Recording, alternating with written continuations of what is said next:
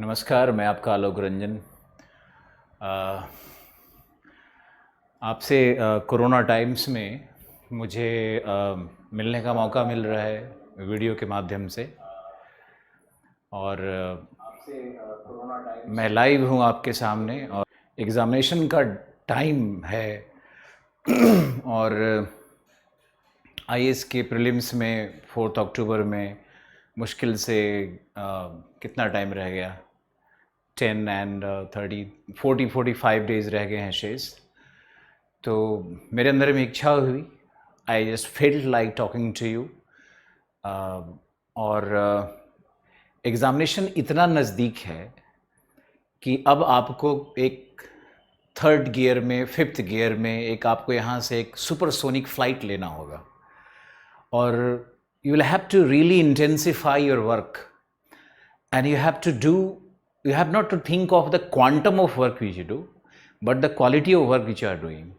गुणवत्ता प्रधान काम करना है अभी, और बड़ी मात्रा में काम करने का समय खत्म हो गया है।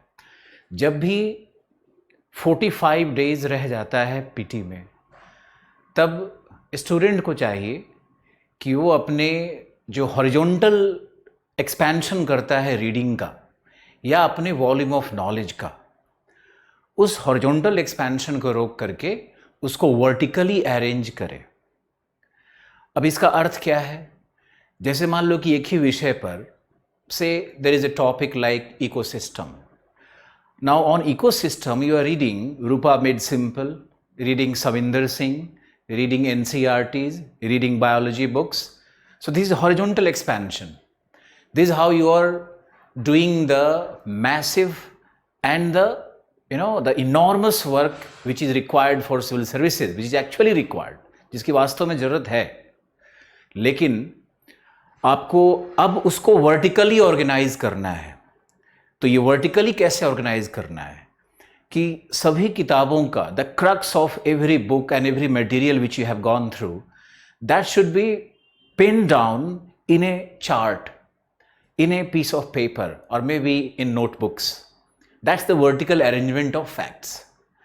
Now, when you vertically arrange the fact, then you can revise them, you can repeat them, and you can scan them, and then you can reproduce them in the examination hall or in the demanding conditions. तो पहला काम जो आपको करना है PT के पहले, वो ये है कि अपने नॉलेज को वर्टिकली ऑर्गेनाइज करना है। दूसरा काम क्या करना है कि जो जितने सारे आपके पास मटेरियल्स अवेलेबल हैं आपके कमरे में, जो चारों तरफ बिखरे पड़े हैं, उनको उठा करके थोड़ा बाहर शिफ्ट करो और अपने कमरे को थोड़ा स्पेसियस बनाओ और उस मटेरियल को सामने रखो जो कि रिक्वायर्ड है, और जो मटेरियल आप रेफर नहीं कर रहे हो उसको कमरे से बाहर करो। इसको कहा जाता है space minimisation. So you don't minimise the space in your room, you also minimise the burden of work or the space in your brain. So minimisation of space is also important. So I said A, vertically organize your knowledge, B, spatially organize your knowledge, and minimize your knowledge in terms of the space. So when your brain knows that I have to go through 10 books, and at the same time when it has another thought that I have to go one book, so that one book player will always win, because it is the testing time, the most significant part of your preparation period has come. ये सबसे important time है 45 दिन का। तो दो काम करना है। तीसरा काम करना है, अपने रूम को सुपर क्लीन करो।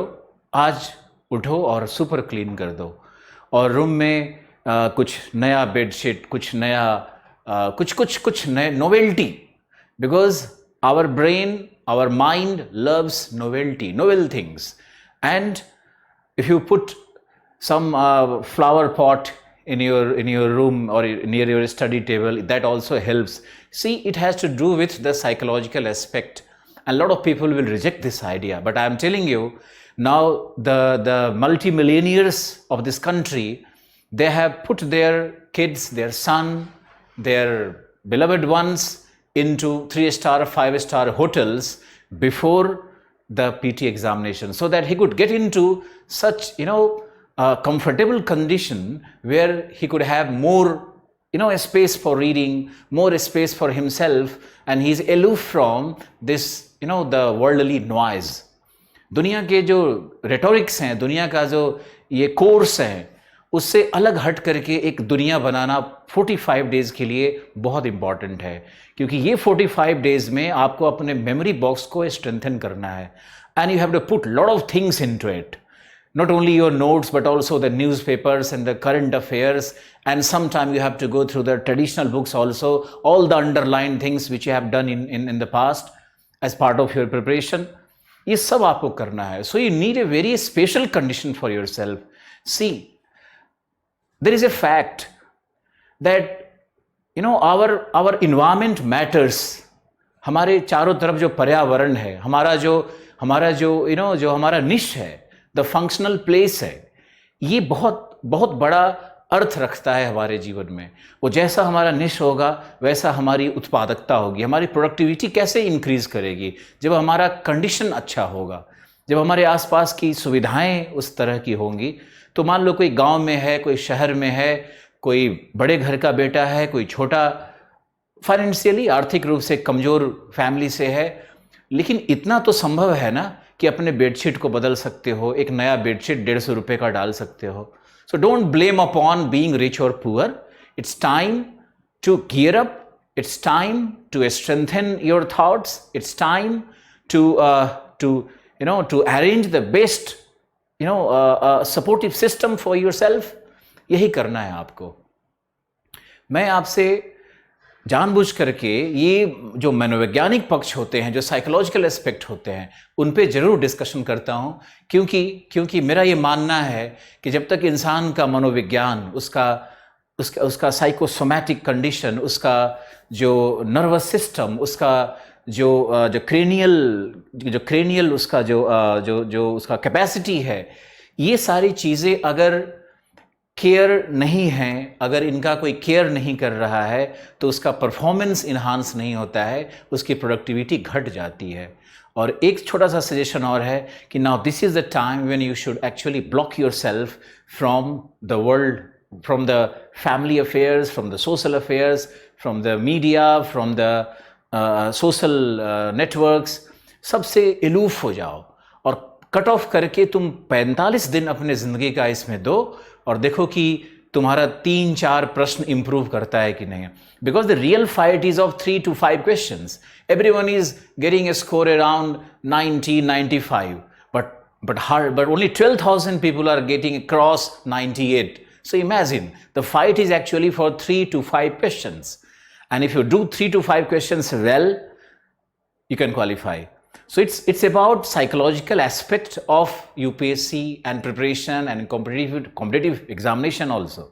आपको ये समझना होगा कि सिर्फ पढ़ने से और हार्ड वर्क करने से कोई भी सफल नहीं होता है. मान लो कि विंबलडन का फाइनल चल रहा है, तो एक कोच क्या करता है? He keeps talking to his guy, and sometime he has to be away from his wife and fancies also.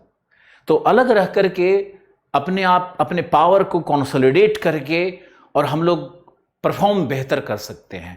So this formula is for all, for UPSC aspirants also. जो एक बहुत अलग सी बात करनी है आपसे मुझे, वो संक्षिप्त में आपको बताता हूँ. I am giving a small briefing on what to do before the doomsday, before that eventful day, meaning 4th October. 4 अक्टूबर के एक दिन पहले क्या करना है और 4 अक्टूबर के सुबह क्या करना है, और उसके पीछे का जो साइंटिफिक रीज़न होगा उसको एक्सप्लेन नहीं करेंगे. Because I have this faith in you that you believe me, you trust me and you will always follow me. एक दिन पहले आपको एकदम फ्रेश बैठ करके, और जो सबसे डिफ़िकल्ट पार्ट लगता है, जैसे करंट अफेयर्स है, जैसे इन्वायरमेंटल पार्ट है, जैसे बायोस्फीयर रिजर्व का पार्ट है, या प्लांट जेनेटिक्स और एनिमल किंगडम का जो पार्ट है, या हिस्ट्री में जो कल्चर का पार्ट है, या पॉलिटिकल साइंस में जो इमरजेंसी प्रोविजंस हैं, या जो भी आपके हिसाब से जो आपको डिफिकल्ट लगता है, ये सारे चीज़ों का एक चार्ट बना करके रख लेना है। और उस दिन जो टॉपिक आपके अंदर में फियर क्रिएट करता है, जिससे आपको डर लग रहा है, उसी टॉपिक को अटैक करना है, क्योंकि वो फियर खत्म होना चाहिए। मुझे वो स्टूडेंट चाहिए जो फियरलेस होकर के एग्जामिनेशन में जा रहे हैं। तो आपको उस टॉपिक का एक कलेक्शन बनाना है और उस टॉपिक को रिवाइज करना है पूरे दिन तक। और उस दिन आप, मुझे लगता है कि किसी भी दोस्त से बात करने की कोई ज़रूरत नहीं है। हमारे दोस्त क्या होते हैं ना, कई बार उनका इंटेंशन, उनका वर्ड्स तो बहुत अच्छा रहता है, लेकिन उसका जो इंटेंशन होता है वो कुछ अलग सा होता है। क्या है, we always derive sadistic pleasure by subjugating others. आप इस फंडामेंटल ह्यूमन नेचर को समझो कि हम लोग जब किसी को गाली देते हैं या किसी को भला बुरा कहते हैं या किसी को नीचा दिखाते हैं तो हमारा ईगो सेटिस्फाई होता है। ये सबके लिए लागू नहीं होता है, but there are people like that. ऐसे कई सारे लोग आपको जीवन में मिलेंगे और मुझे तो लगता है बहुत सारे लोग ऐसे मिलेंगे आपको। तो just one day before the prelims you have to avoid people at large, मतलब even your parents you can avoid. हो सकता है कि माता पिता भी आपको कह दे कि बेटा देख लो, इस बार तेरा तीसरा अटेम्प्ट है और देख लेना, इस बार कुछ करना है तुमको। तो that creates also pressure, so you don't deserve all this.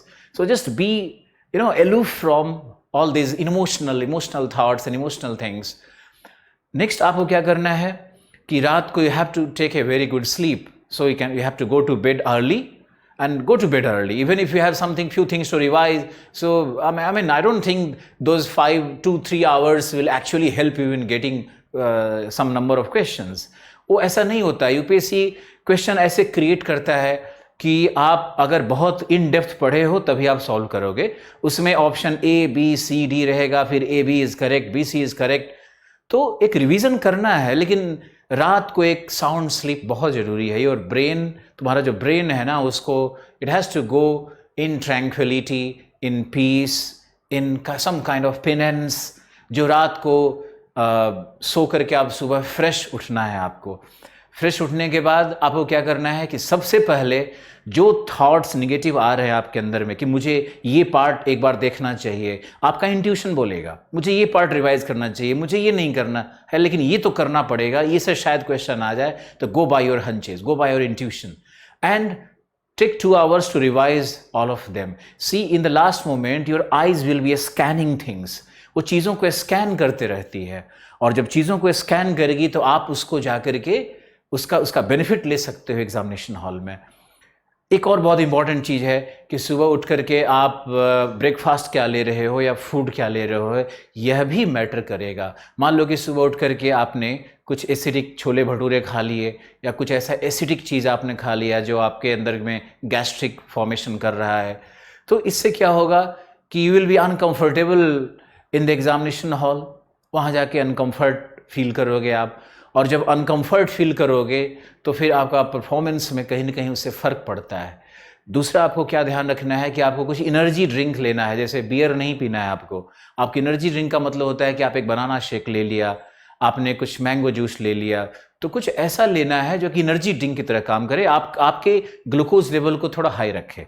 अब ग्लूकोज लेवल हाई है तो आप एनर्जेटिक फील करोगे। इवन जो एग्ज़ाम के बाद गैप होता है तो गैप के अंदर में आपको जा करके और कुछ आइसक्रीम लेना है या कुछ डिसेंट फूड लेना है या फ्रूट लेना है, बनाना लेना है, इस तरह का कुछ करना है आपको, ताकि आप एनर्जी और ग्लूकोज आपका हाई रहे उस दिन और आप फुल एनर्जेटिक बने रहो। एग्जामिनेशन हॉल की बात करते हैं। So when you enter the examination hall you can have thousands of complaints. You can complain about the invigilator, you can complain about the non-availability of water, drinking water, you can complain about the desk, the structure of the desk, जो कील निकला हुआ है उसको तुम, तो ये सब चीज़ों को ऑब्जर्व नहीं करना है, बिकॉज हमारा भारत ऐसे ही है और आपको बनना है बड़ा, तो इन छोटी चीज़ों में कंप्लेन नहीं करना है, बिकॉज आप इरिटेट हो जाओगे, आपके अंदर में इरिटेशन आ जाएगा, तो इरिटेट हो जाओगे, फिर आपके परफॉर्मेंस पे फ़र्क पड़ता है इन चीज़ों से। So just be calm there, be cool there, just be focused on the work head of you, think of your goal and just think of your performance. ये सब करना है आपको। अब ये तो एक बेसिक रिक्वायरमेंट है जो हर स्टूडेंट करेगा। मुझे आपके साथ एक डिस्कशन करना है कि पीटी में अब 45 दिनों में अब क्या करना है और किस स्टूडेंट को क्या करना चाहिए। तो I have prepared a chart for you. I am giving you one discussion on components and structure of PT subject wise and the respective role. किस सब्जेक्ट का कितना क्वेश्चन आएगा ये प्रिडिक्ट करना बहुत डिफिकल्ट है और कोई भी प्रिडिक्ट नहीं कर सकता है। What I have discovered that UPSC has a kind of cyclicity. So for 2-3 years, geography and environment was dominant. It used to get 40-45 questions even.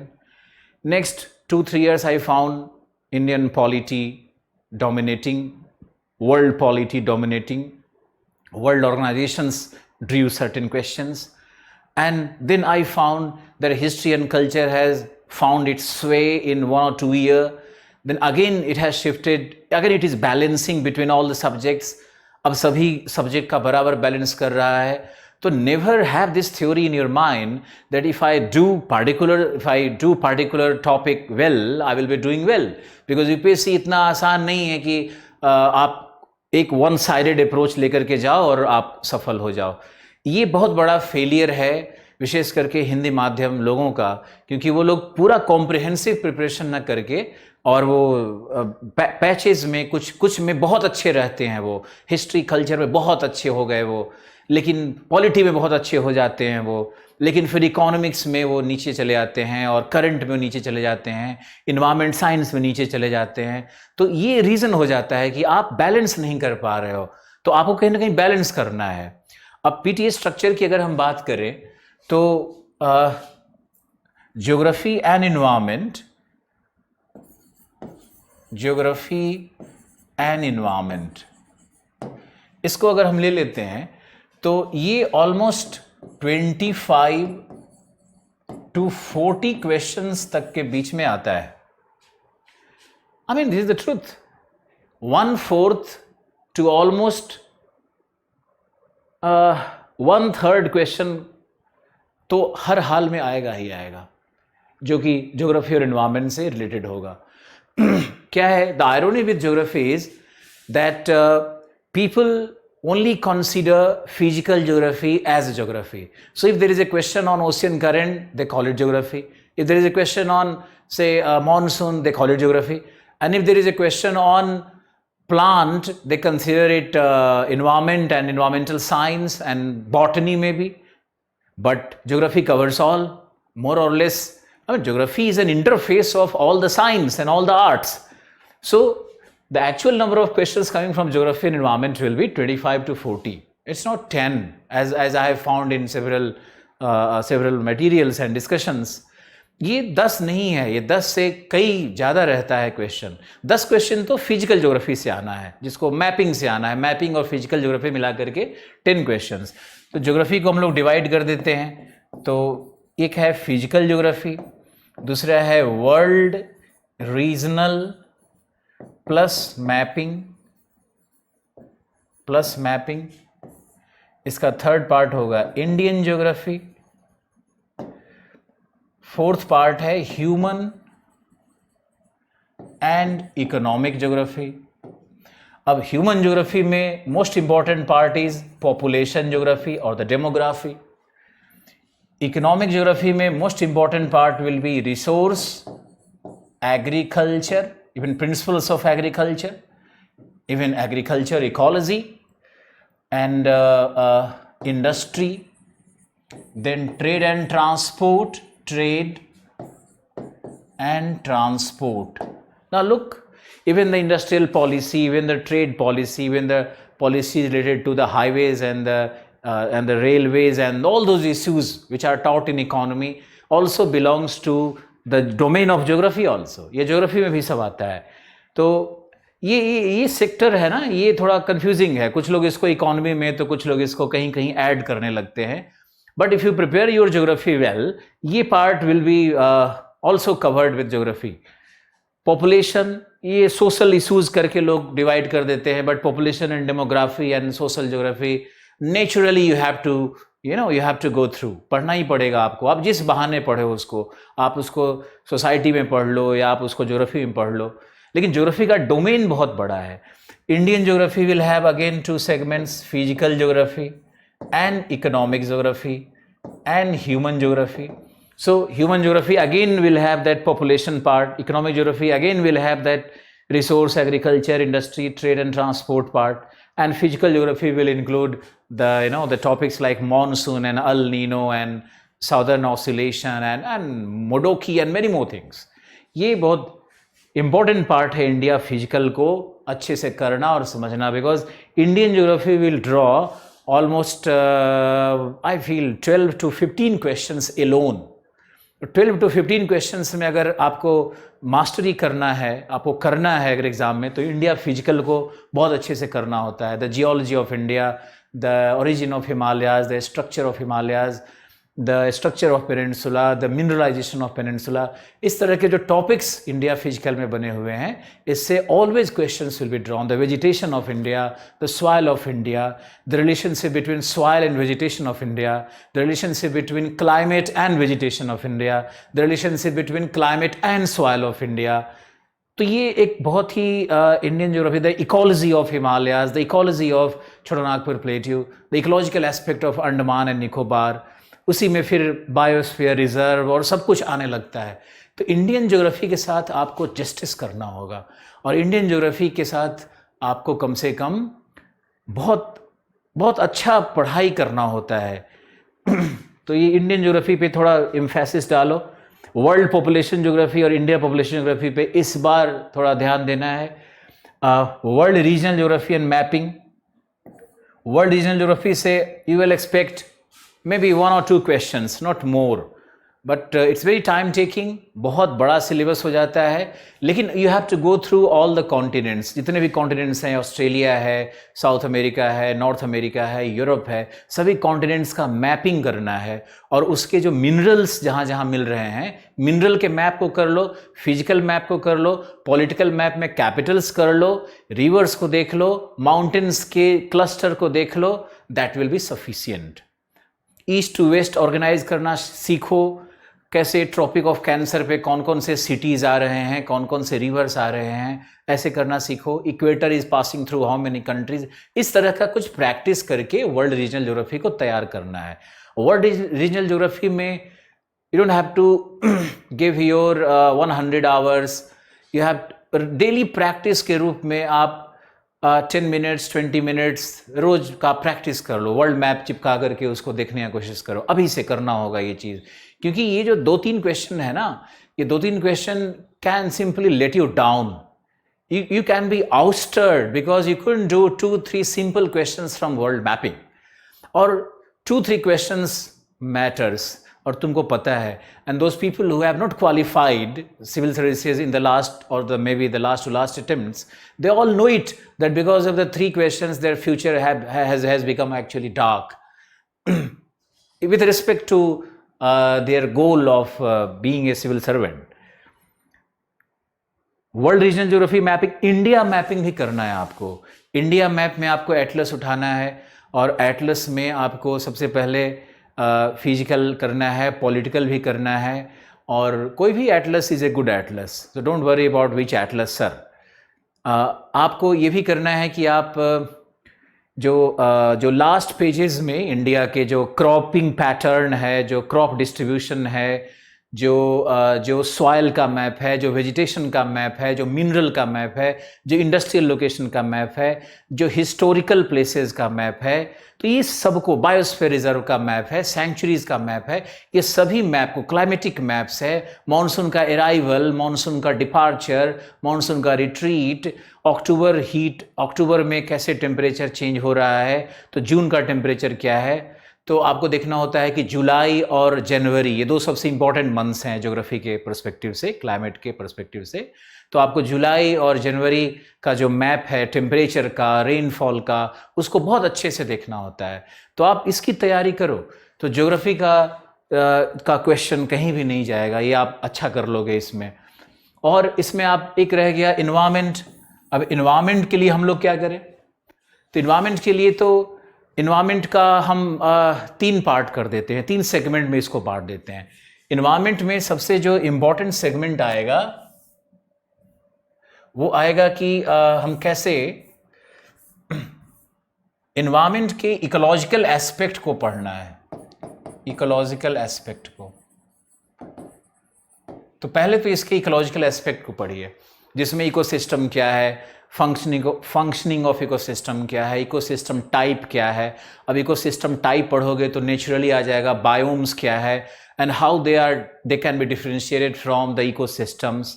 तो बायोम एक spatial organization of dominant plant species होता है, और जो ecosystem है वो एक functional concept है, that is interaction between the biotic and abiotic things. तो इस डिफरेंट पर्सपेक्टिव से आपको पढ़ना है कि ecosystem and types of ecosystem and biomes, जिसको आप जीवोम भी कहते हो हिंदी में, या बायोटिक रीजन्स। बायोम्स में जब बायोम्स आर टेरेस्ट्रियल कॉन्सेप्ट, और वो हम जब लैंड में जब हम ऑर्गेनाइजेशन ऑफ वेजिटेशन करते हैं तो बायोम बन जाता है। और अगर हम लैंड के बायोम्स को के साथ अगर हम एक्वेटिक बायोटिक रीजन्स को पढ़ते हैं तो ये सब बन जाता है नेचुरल इकोसिस्टम्स या बायोटिक रीजन्स। तो ये बायोटिक रीजन्स को पढ़ने की कोशिश करो। इसमें कोरल रीफ भी आ जाएगा, कोरल रीफ एक बायोटिक रीजन है। मैरीटाइम इकोसिस्टम है, उसी तरह से सारगैसो सी है तो उसका भी स्टडी होना चाहिए। जो फिशिंग बेल्ट्स है, जो कोल्ड अपवेलिंग जोन्स है, जो आर्कटिक और एंटार्क्टिका का कोल्ड वाटर जोन है, ये सब बायोडाइवर्सिटी जोन्स हैं। तो इन सभी को पढ़ना पड़ेगा और क्वेश्चंस यहीं से ड्रॉ किया जाएगा। क्वेश्चन कहीं बाहर से नहीं आता है, यही इन्हीं चीज़ों से निकल करके सामने आता है। तो एक तो इकोलॉजिकल एस्पेक्ट में आपको जाना है। दूसरा आपको जाता है, दूसरा एस्पेक्ट है इसका प्लांट एंड एनिमल किंगडम्स। ये भी ज्योग्राफी कवर करेगा आपको, प्लांट किंगडम, एनिमल किंगडम। तो प्लांट के स्पीसीज, उसके स्पीसी डाइवर्सिफिकेशन, जेनेटिक डाइवर्सिफिकेशन, उसका जो कौन सा स्पीसीज का एक्सटिंक्शन हो रहा है, किस प्रकार का बायोडाइवर्सिटी है। और इसी तरह से एनिमल किंगडम को भी अप्रोच करना है कि एनिमल किंगडम में कैसे कौन कौन से स्पीसीज हैं। और इसमें अगर आप चाहो एक चीज़ ऐड करना, तो जो ह्यूमन का इवोल्यूशन हुआ है, बायोलॉजिकल इवोल्यूशन ह्यूमंस का जो हुआ है, उसका भी एक चार्ट बना करके आपको यहीं पे पढ़ लेना चाहिए, ना कि यू शुड कॉल इट कि ये तो this is topic from anthropology. ये ज्योग्राफी का भी टॉपिक है, इन्वायरमेंट का भी टॉपिक हो सकता है, और ह्यूमन ज्योग्राफी का भी टॉपिक हो जाता है ये। थर्ड इसमें आएगा इन्वायरमेंटल साइंस। इन्वायरमेंटल साइंस, अब इन्वायरमेंटल साइंस के कुछ एस्पेक्ट को तो ज्योग्राफी जरूर कवर करेगा, लेकिन उसके पूरे एस्पेक्ट को नहीं करता है।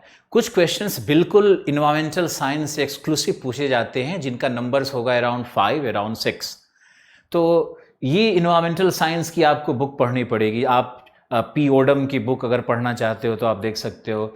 इवन इन्वायरमेंटल साइंस पे there is a book by, my favourite book by, मुझे नाम ही नहीं याद आ रहा है,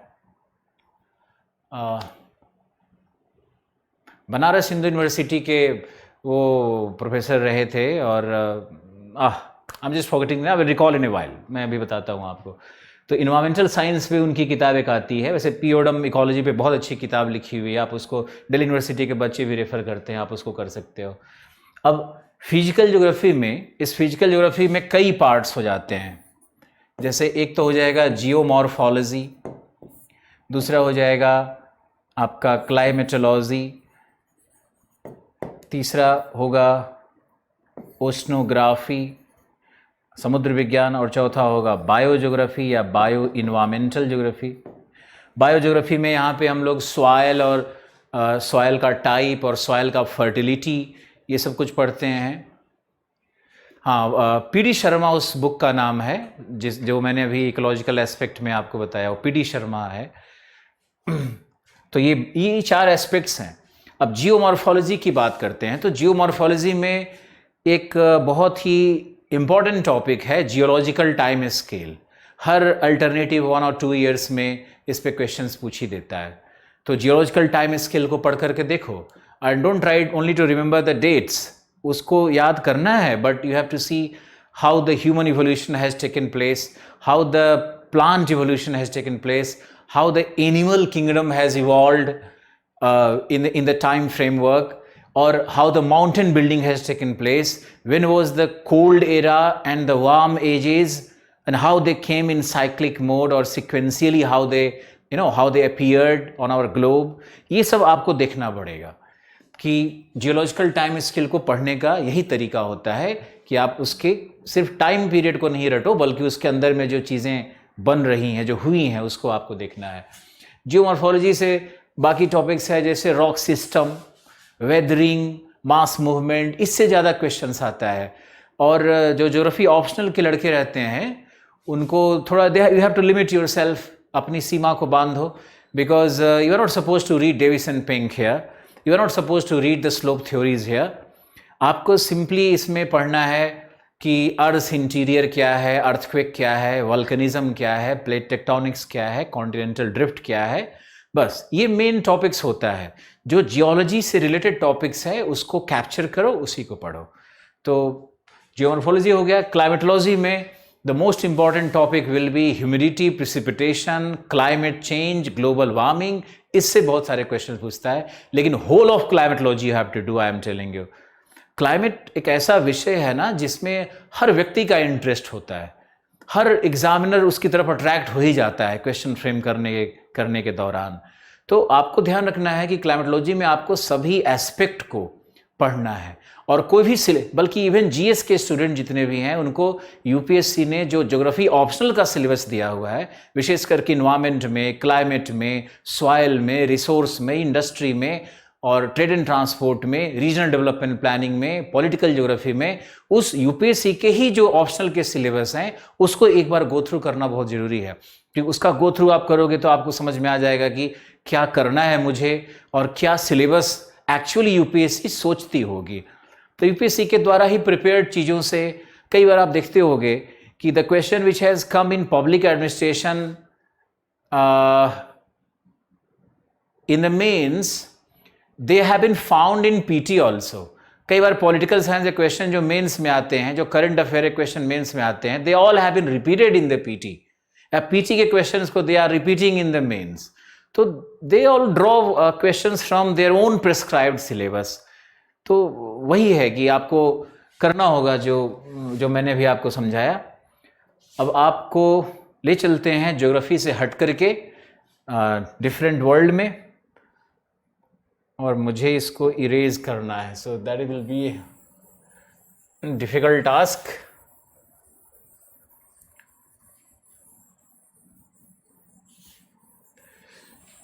अभी हिस्ट्री और कल्चर पे बात करते हैं। हिस्ट्री और कल्चर पे क्वेश्चंस का जो पॉसिबिलिटीज़ है वो मुझे लगता है कि अराउंड 12 to 20 तक हो सकता है। हिस्ट्री और कल्चर बहुत ही इंपॉर्टेंट पार्ट है और ट्रेडिशनल पार्ट है यूपीएससी का, और इसमें आपको बहुत गहराई से जाना पड़ रहा है आजकल। और कल्चर के तो क्वेश्चंस कुछ ऐसे मुझे दिखे हैं जिसका सॉल्यूशन ना तो एल भाषा में मिल रहा है, ना जो जनरल बुक्स हैं उसमें मिल रहा है।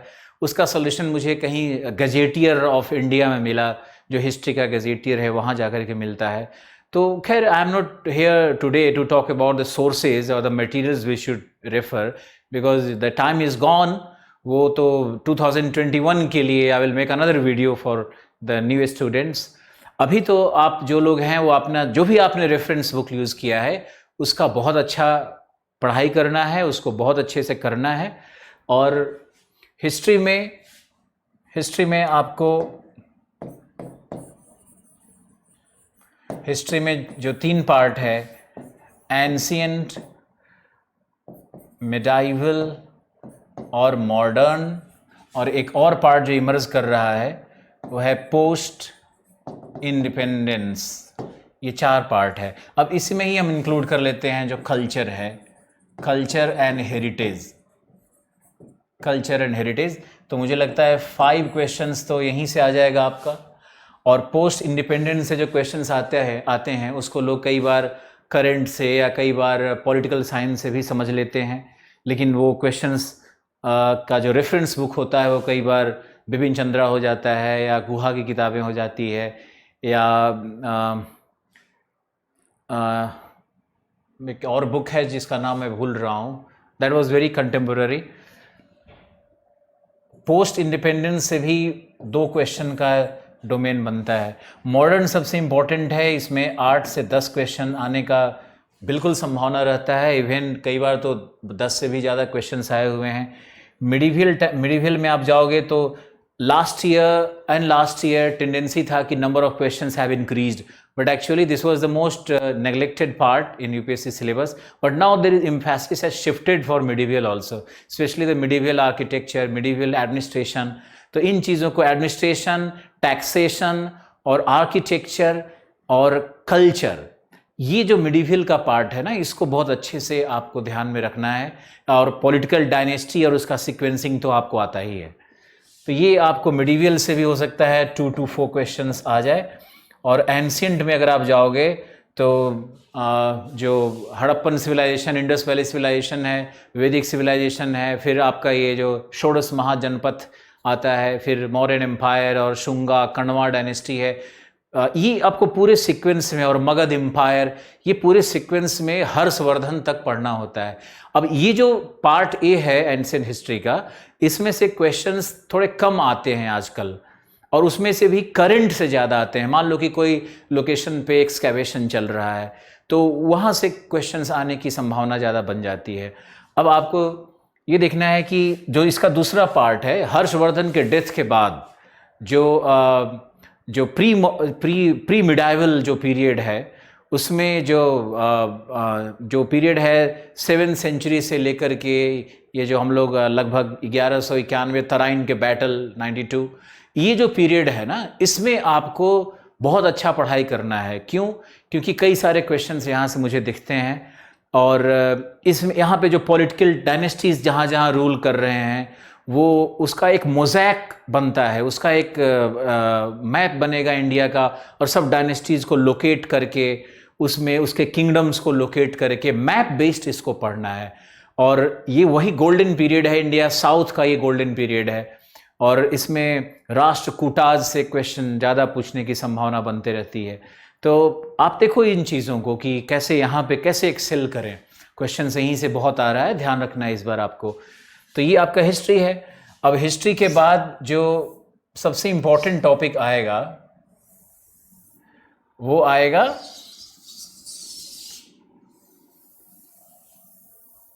Polity and governance. तो पॉलिटी एंड गवर्नेंस में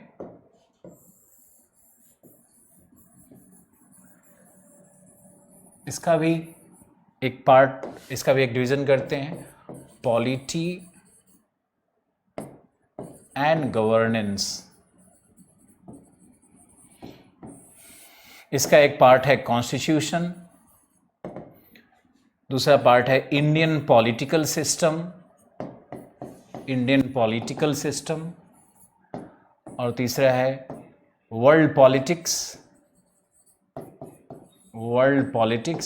और वर्ल्ड पॉलिटिक्स में ही 2 पार्ट हो जाएगा, जियो पॉलिटिक्स और दूसरा हो जाएगा इंटरनेशनल रिलेशनशिप। इंटरनेशनल रिलेशनशिप और जियो पॉलिटिक्स में अंतर होता है। विद्वान लोग बेवजह इस पे कंट्रोवर्सी न करें, क्या अंतर होता है, टेलीफोनिक टॉक कर सकते हैं हम लोग। ये दोनों अलग चीज़ है, जियो पॉलिटिक्स और इंटरनेशनल रिलेशनशिप दोनों अलग चीज़ है। तो world politics, Indian political system और कॉन्स्टिट्यूशन, इसको 3 भाग में, जैसे इंडियन पॉलिटिकल सिस्टम में पंचायती राज इसका पार्ट हो गया, पार्टी सिस्टम पार्ट हो गया, फंक्शनिंग ऑफ पार्लियामेंट इसका पार्ट हो गया। तो इस तरह के सारे टॉपिक्स, पार्लियामेंट्री कमिटीज़ वगैरह, ये सब इसमें चले गए, संघ लोक सेवा आयोग, ये सब इंडियन पॉलिटिकल सिस्टम में आ गया। और कॉन्स्टिट्यूशन को एक अलग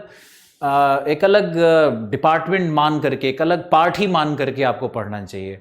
इसमें आपको पढ़ना चाहिए कि आपके पास पूरा मेमोराइजेशन होना चाहिए बहुत सारे आर्टिकल्स के जिस्ट का, नॉट वर्ड बाय वर्ड नहीं करना है, लेकिन उसका जिस्ट आपको मालूम होना चाहिए। तो आप इसके कॉन्स्टिट्यूशन में आप अगर देखोगे तो 1 to 4 ये एक सेक्शन है जो बहुत इंपॉर्टेंट है। दूसरा है सिटीजनशिप, मुझे नहीं लगता है कि वो आएगा, लेकिन फंडामेंटल राइट्स जो है वो आर्टिकल 12 से शुरू हो रहा है। और फंडामेंटल ड्यूटीज़ है, फंडामेंटल राइट्स, फंडामेंटल ड्यूटीज़, फिर आर्टिकल 51 से शुरू हो जाता है वो प्रेसिडेंट। तो ये पूरा एक सीक्वेंस में 102 पार्लियामेंट्री प्रोसीजर्स वाले, सुप्रीम कोर्ट, हाई कोर्ट, फिर इमरजेंसी, ये जो 370 वाला को फिर से रिवाइज करना होगा आपको कि क्या क्या उसमें प्रोविजनल चेंजेस हुआ, क्या क्या कॉन्स्टिट्यूशनल अमेंडमेंट्स आया। जितना भी कॉन्स्टिट्यूशनल अमेंडमेंट्स है सबको पढ़ जाओ, क्योंकि वो लोग 42nd अमेंडमेंट आज भी पूछ रहे हैं और 73rd भी पूछ देते हैं कई बार, और इस तरह से कई अमेंडमेंट्स पूछे जाते हैं। नए अमेंडमेंट्स जो हुए हैं उसका ध्यान रखना है। जितना शेड्यूल है कॉन्स्टिट्यूशन में वो सब आपको रट करके रखना है, कहीं से भी क्वेश्चंस पूछा जा सकता है। और पॉलिटी और गवर्नेंस का ये सेक्शन है ना, ये कई बार जैसे पिछली बार भी काफ़ी इम्फेसिस था इसके ऊपर में, और इससे भी 20 क्वेश्चन या 20 से 25 क्वेश्चन पूछे जाने की संभावना है। मिनिमम इसमें कम से कम 10-12 क्वेश्चन तो पूछा ही जाएगा। इसलिए आप इसकी भी बहुत अच्छी तैयारी करो। और चौथा सेक्शन आपको बताएं तो ये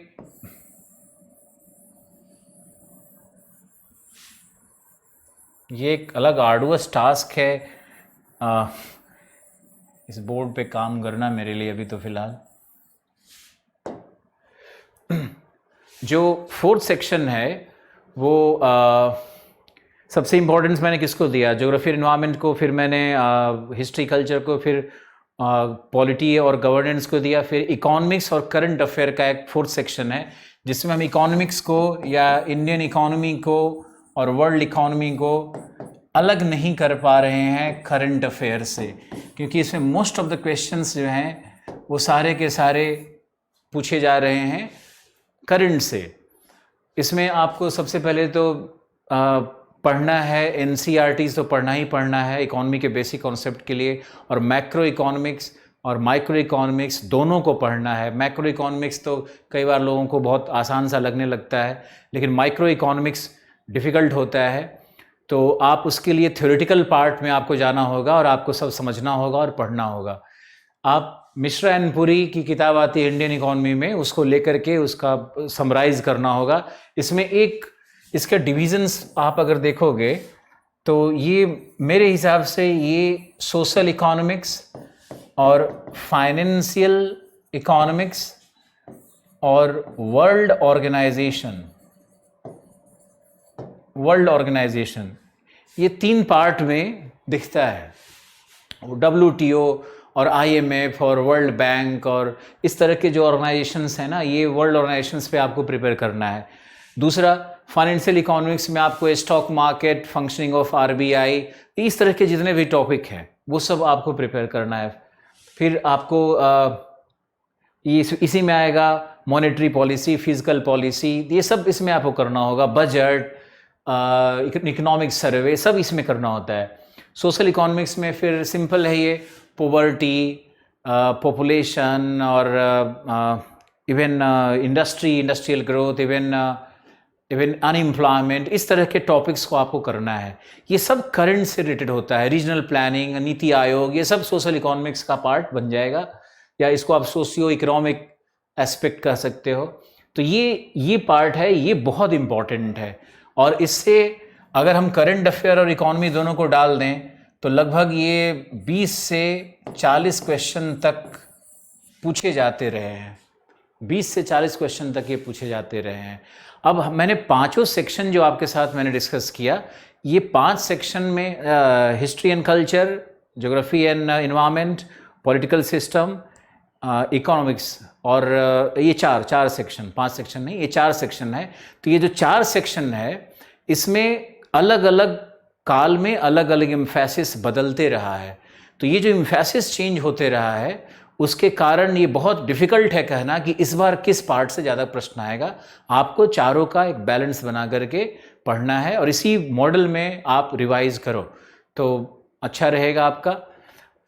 मैं आपको एक और चीज़ दिखाता हूँ कि मैंने डिस्कस किया था डोमेन थ्योरी, और डोमेन थ्योरी, और मैंने आपको दिखाऊं ये मेमोराइजेशन कैसे करते हैं, मेमोराइजेशन का क्या क्या पार्ट है, और डिलेमा ऑफ करंट अफेयर, फिर डिस्ट्रैक्शन और अट्रैक्शंस क्या होता है, इन सारे एस्पेक्ट पे मैंने एक वीडियो बनाया है और उस वीडियो को इस वीडियो से ऐड करके इसके वॉल्यूम 2 के रूप में हम अपने यूट्यूब चैनल पे डालने वाले हैं आधे घंटे में।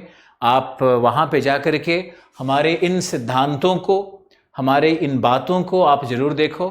और ये बहुत इम्पॉर्टेंट है क्योंकि कंपोनेंट स्ट्रक्चर तो आप सब जानते थे इसके विषय में, मैंने ऐसा कुछ विशिष्ट नहीं कहा, लेकिन जो डोमेन थ्योरी है, जो मेमोराइजेशन का एक मेथड है, जो डिलेमा है कि स्टूडेंट के अंदर में करंट अफेयर को लेकर के, और जो हम लोगों के अंदर में डिस्ट्रैक्शंस क्रिएट हो रहे हैं जिसके कारण पीटी क्वालिफाई नहीं हो पा रहा है, और जो हमारे अंदर में चीज़ें जो मुझे अट्रैक्ट करती हैं और मुझे डेविएट कर देती हैं अपने गोल को अचीव करने में, तो वो कौन सी चीज़ें हैं जो मुझे डिस्ट्रैक्ट कर रही हैं पढ़ने से, वो कौन सी चीज़ें हैं जो मुझे अट्रैक्ट कर रही हैं और मुझे डेविएट कर रही हैं पढ़ने से, इन सब पर एक वीडियो बना करके मैंने रखा हुआ है। और इस वीडियो के साथ उसको एज वॉल्यूम 2 हम अभी थोड़ी देर में डालने वाले हैं। और मुझे आशा है कि आप इस हमारे सेकंड वीडियो से बहुत लाभान्वित होंगे, जिसमें कई सारे मनोवैज्ञानिक पक्ष भी हैं और कई सारे वो पक्ष हैं जो अनछुए पक्ष हैं, जिनके विषय में मुझे नहीं लगता है कि अभी तक कहीं भी डिस्कशन आपने देखा होगा या आपने कहीं पाया होगा। Thank you for the day, very happy to be with you today. और मैंने कोशिश किया कि मैं हिंदी में ज़्यादा डिलीवर कर सकूं आप लोगों के लिए। और for English medium students I will be coming with another video. My next video also will be on heat, urban heat island, उस पर मैं एक वीडियो डालने वाला हूँ करंट अफेयर के रूप में। और please be with me, please always support me and love me. Thank you. Amit Yadav and many other people were together today. Thank you.